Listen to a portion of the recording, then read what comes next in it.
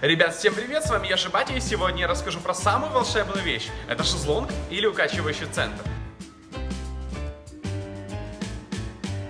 Итак, что такое шезлонг и с какого возраста можно его использовать? Шезлонг — это своеобразное кресло, предназначенное специально для малышей. Угол наклона в шезлонге и его специальная анатомическая форма позволяет ребенку хорошо видеть родителей, а также все, что происходит вокруг него. В основном все шезлонги можно использовать с первых недель жизни и приблизительно до 6 месяцев. Перед покупкой обязательно учитывайте вес вашего карапуза. Мы уложили нашу малышку в шезлонг уже через пару дней после выписки из роддома. Для чего нужен шезлонг?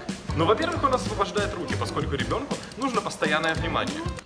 И я работаю официанткой. Официанткой? Да. Теперь вы сможете готовить, стирать, убирать или же просто отдохнуть и посмотреть телевизор, пока ваш ребенок лежит в шезлонге. Также его можно взять с собой на природу, в гости, в ресторан или в дальние путешествия, чтобы малыш всегда имел уютное местечко рядом с родителями.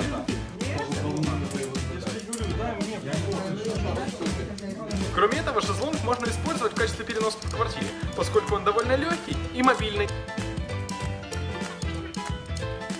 Существует множество различных видов шезлонгов. Самые простые — это шезлонги-баунсеры и шезлонги-качалки. Баунсеры. Они имеют специальные дуги, с помощью которых ребенок пружинит от собственных движений. Второй вариант — это шезлонг-качалка. Ну и само слово «качалка» подразумевает под собой укачивание. А от баунсера он отличается своими ножками. Они обладают эффектом маятника. Такой шезлонг будет удобно качнуть рукой или даже ногой, чтобы успокоить малыша. Шезлонг-качель. Подобие самой обычной качели, только для новорожденных. Принцип их раскачивания — назад-вперед.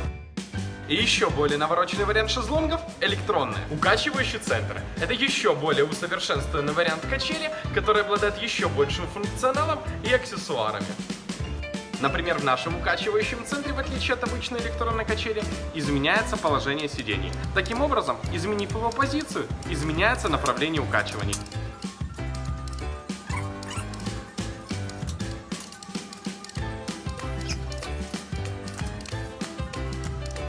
Укачивающие центры и качели в основном стационарные. Их не потаскаешь за собой на кухню, туалет и так далее. Как правило, они стоят в одном месте, вставленные в розетку, потому как довольно тяжелые и громоздкие. Зато такие укачивающие центры и качели — это настоящее чудо техники. Ведь вам теперь не придется ничего делать. В этом приборе есть самая главная функция — это автоматическое укачивание, что наконец-то вам даст немного передохнуть. Ну и самый интересный вариант — это универсальные модели, которые в себе сочетают несколько приборов одновременно. Шезлонг-качеля, шезлонг-люлька, шезлонг-стульчик для кормления. Когда я подыскивал себе укачивающий центр, то специально выбрал модель, в которой есть колеса.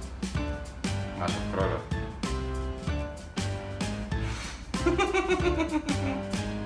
Маша, открой рот. Правда, я не учел то, что дверные проемы у нас меньше, и он не порвать. Так как люлька у нас уже была, для своей малышки я выбрал универсальную модель, укачивающую центр и шезлонг 2 в 1. У нас шезлонг отстегивается от центра и может использоваться отдельно. Большинство шезлонгов и укачивающих центров оснащены интересным функционалом и аксессуарами. Так что при выборе помощника я руководствовался следующими факторами. Количество режимов скорости, вибрация шезлонга, которая непременно успокоит плачущего ребенка, музыкальный мобиль с игрушками, который будет радовать малявку и развивать моторику ручек.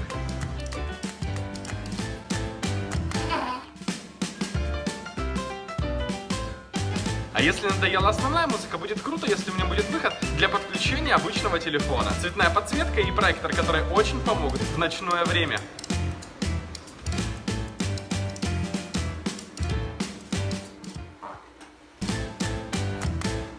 А еще крутая функция — это таймер, который отключит укачивание и музыку, когда малыш уснет. Центр должен работать как от сети, так и от батареек, для того, чтобы его можно было включать в любое время и в любом месте. Регулировка положения спинки. С возрастом, когда спинка ребенка окрепнет, ему будет интереснее сидеть, нежели лежать. Плюс, таким образом, удобнее начинать прикорм. Ну и, конечно же, все материалы должны быть мягкими и натуральными. Плюс будет хорошо, если их можно будет снять и постирать. Ремни безопасности, чтобы ребенок, не дай бог, не выпал.